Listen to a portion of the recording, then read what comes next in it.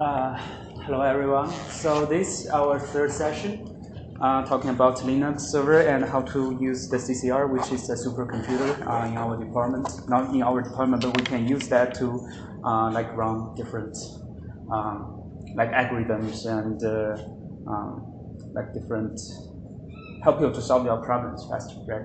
So the last time.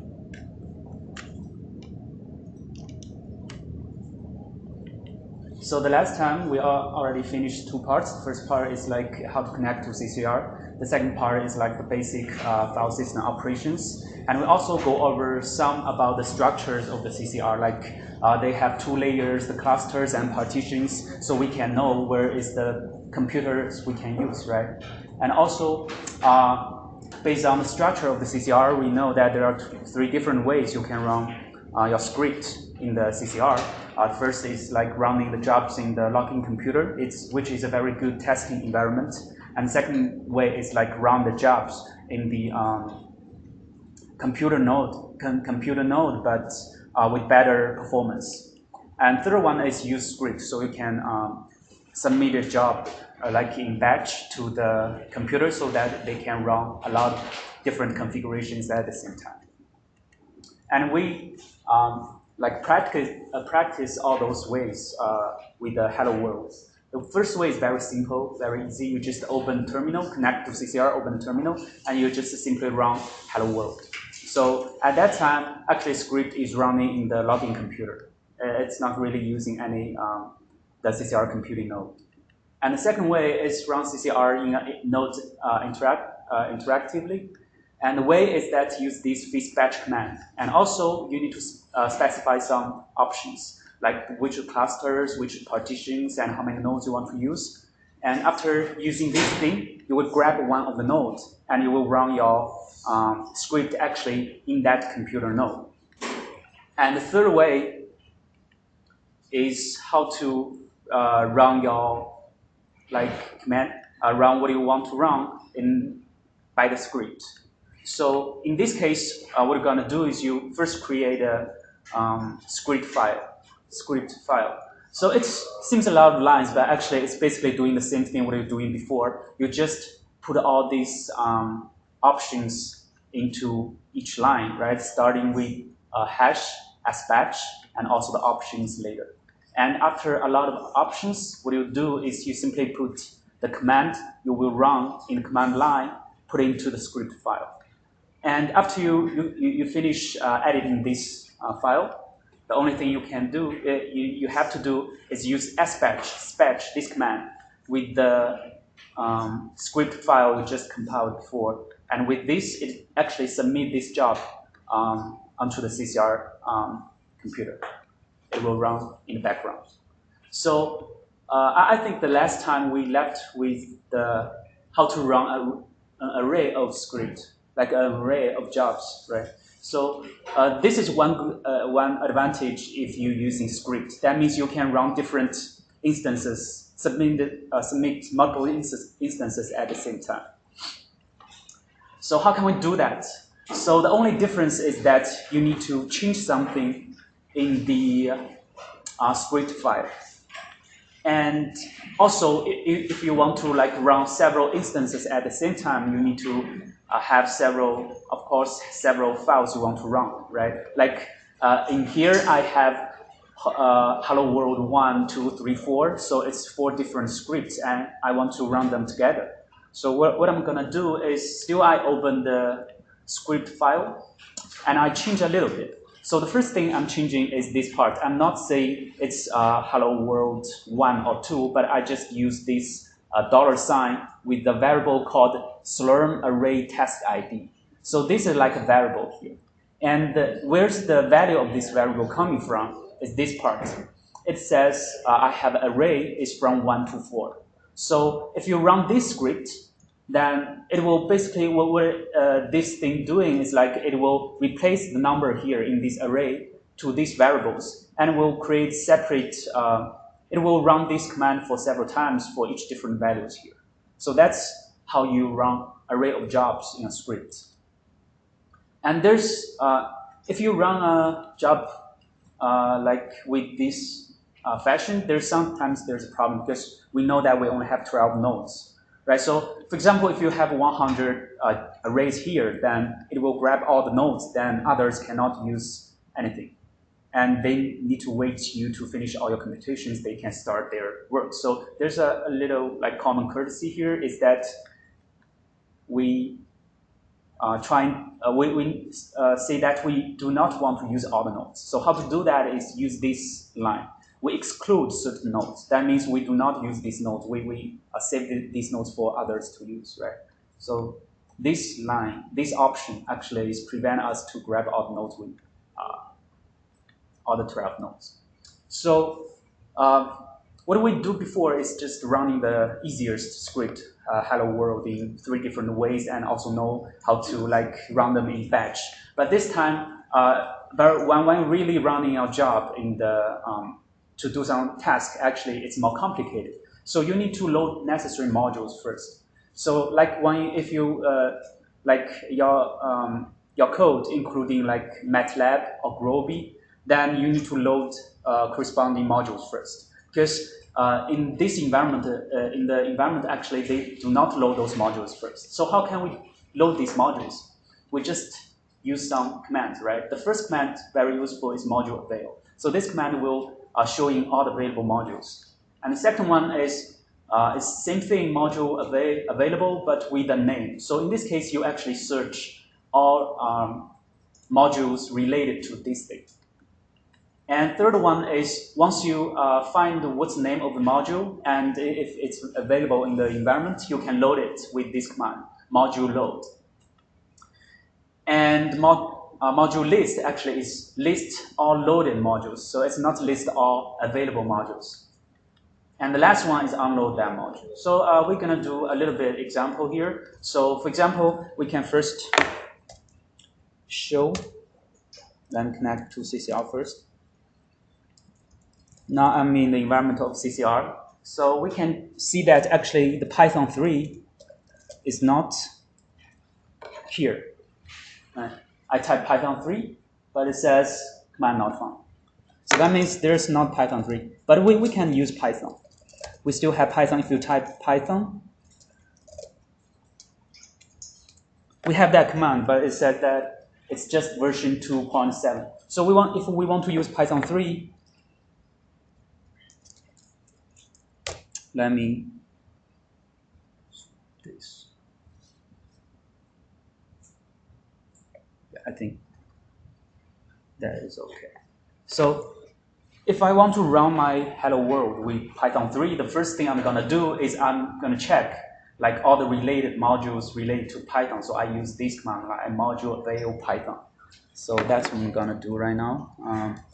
Module avail Python. So it will showing all the related modules here. So I'm gonna choose the most recent one, 5.2.0.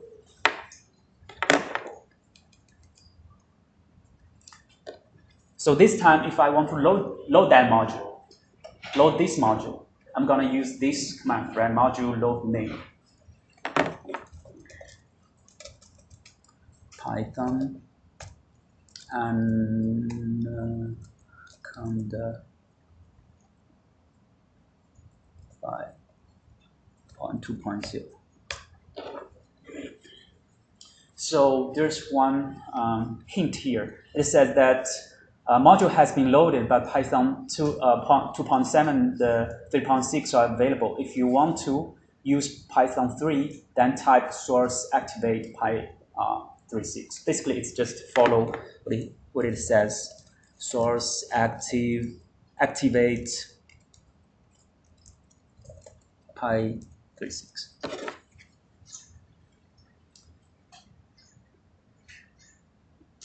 So right now we have a little bit difference. We have py 3.6 here, and we can try type Python 3, and we're going to that environment.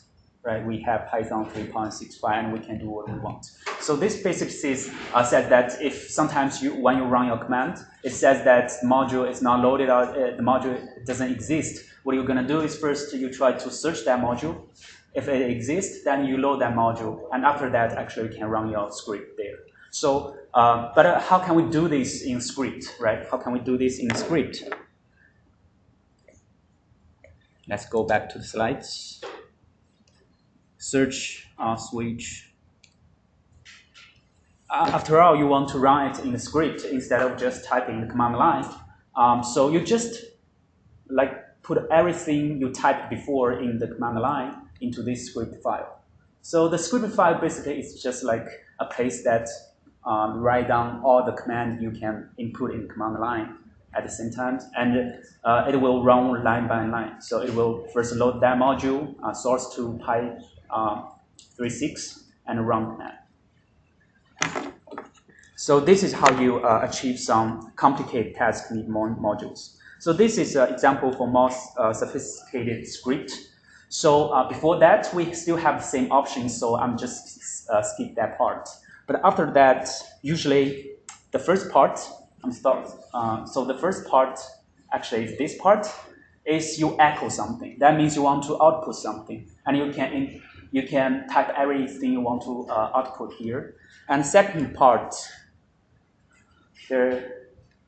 second part is here. So this part is the case you load all the modules you needed. So it's like pre-processing. And the third part is this thing.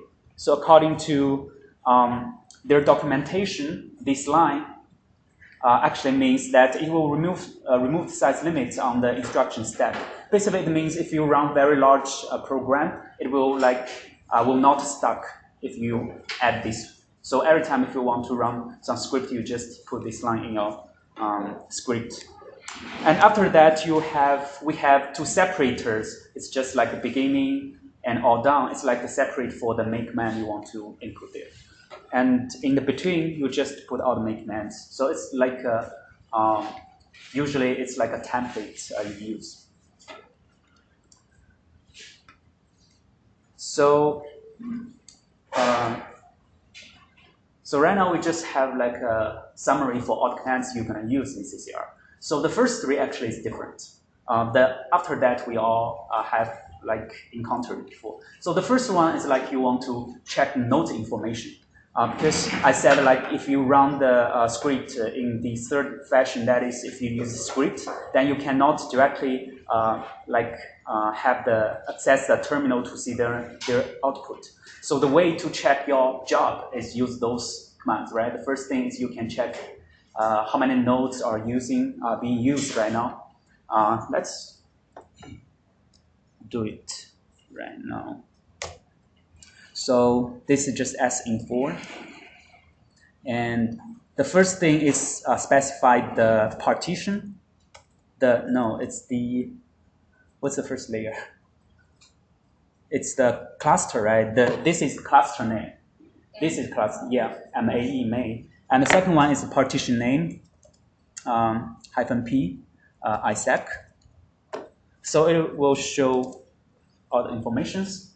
Like we have 12 nodes and 6 are allocated and 6 are idle, right? So you can choose these 6 to run your script. And second command is the check queue information. It will show all the jobs currently in the queue. So we can also try this. Oh, Marios. Still, we first specified the cluster and also the partition. And these are all the results. We said there's 6 nodes are occupied by some jobs, right? So we can see here, Jihen Xu is using those 6 nodes. And if you submit your job, you can see actually your job is in the queue, or actually it's already running on some nodes. So there's one thing is important is that this job ID, right? Because if you want to cancel your job, then the command will be this one. You cancel as cancel, still specify the cluster first, and after that you just input the job ID, which is this thing, the job ID, and it will cancel that job. So except those 3 commands is new. All the rest actually we already encountered before. The first is start a script job. You're just using Spatch and the file of the script. And the second one is starting an interactive job. You use Dispatch, right? We tried that the last time. And the rest is all about modules. You search modules, load modules, list modules, and unload modules. And there's a new trick. That is, there's a command called watch in Linux. So basically, the functionality of this one is it will run command repeatedly every several seconds, right? So how can we utilize this thing? So we can monitor in running jobs. So if we type this thing, it will run this command every 2 or 3 seconds. So it will show in the updates of this thing. So we can try that. So what you have here is watch SQ.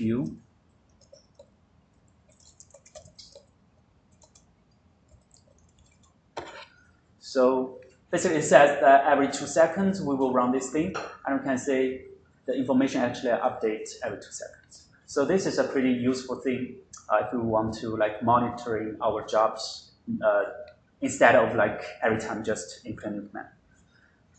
There's a big problem is that if you enter in this screen, how can we go out, right? Last time I think Dmitry already said if you're using Control-C, you just kill that job, right? So you go out to the terminal. But there's another thing related is that if you don't want to really kill this thing, you want to just suspend it and go back later, you can use Control-Z. It's similar. It seems like it's the same thing, but if you use Control-Z, it's not really kill that job. Actually, it's suspend. That means suspend it. It means that if you use FG, you can go back, and you can Control-Z, and you can FG go back. So it's like suspend that job, and you can resume that every time. So these are all in this list. We have this. We have watch. And we can smartly use this thing, combining with different commands, and also use Control-C, Control-C, FG to resume or kill that process. So if you want to know more about the script as well as the CCR commands, there's some links there, and they have more specific description of those things. Great, we finished the third part, right? The third part for the basics, we know how to do our operations in CCR. We know there are 3 different ways, and we know how to run jobs in batch, right? So the last part is how to transfer the files from local to the server and vice versa. So of course, there's a GUI methods. That is, you can download some applications. There's a pretty famous one, WinSAP. I think this one is only for the Windows, but there's also FileZilla, which is for the other platforms. It's very intuitive. You just download that app and open it. You know how to use that. And the second method actually is also very easy. It's the terminal method. If you already have installed SSH in your local environment, so you just remember this thing, copy. So this time you just add S before that. So it's like SSH copy. So that means you have the same similar grammar. You just copy the local path to the server, then it's copy from local to server. So if you use copy server local, then you copy from server to local. But there's one problem is that we know how to specify path in our local, right? We use the absolute or relative path, but how can we specify the path in server? Actually, it's not so difficult. We just use username at domain and the path. So as an example, for example, if I want to copy some local files to this server, the server at this folder, I just use ninjway at Vortex CCR. This is the domain of our server, and this after the colon is the folder on that server. So if you are comfortable with the command line, then this is also a good choice. And there's some problems of this method, right? Transfer files. It's very comfortable. It's very easy to use, but the things like sometimes it's slow when using VPN. This is my own experience. If I'm at home and I have maybe thousands of files, using this method actually it's pretty slow. And the second problem is that sometimes what you want is not just move the files from here to there. What you want is make sure your project, the folder at local and server actually they're sync all the time. So of course we cannot use Dropbox because you cannot install Dropbox. You don't have Dropbox in the server. So what can you do? We can actually use the Git and GitHub. So what is a Git? So the Git actually is a version control system for tracking changes in computer files. It's very useful. And what it really doing is that it will create a dot Git. Remember the dot sign? This means actually this folder is hidden, right? So it will create a hidden folder in the target folder, which will record all the changes for the files in that folder. So what is a GitHub? So the GitHub is just like an online service for syncing all the Git records. So you can consider it's just like a Dropbox for the Git. It's a Dropbox for the Git. So if we utilize those two things, like if we create a Git in the project folder, and we like sync this folder with the GitHub. So that means your folder is always the same. It's not always, but it's like with some command, you can make sure that your folder is always syncing with the a server online, right? And also in these in the server, you can install we have Git, and you can also sync the folder there with the GitHub. So that's like make sure that your files in project is always keep the same. So we can use this thing together. It is very fast because basically it's not really go through the VPN. It's just from your computer to the internet, from the internet to the server. So it's like past the VPN part. So it's faster. It's also safe because this is a version control. So it's not just like Dropbox. It will save all the versions you committed before. So every time if you found like you edit incorrectly, you can always go back with certain commands. So like the last time, do you remember in the class I removed all files in my folder? So if I use Git at that time, I can recover everything, right? So oh, there's one thing I want to say that like if you use rm command in Linux, it's not the same as you using the Windows. You put the file into the trash. So you cannot recover that. What I mean is that if you use remove command here, you cannot recover that. So if it's important,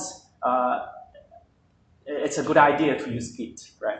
So in case that you remove everything, like unpurposely, I think.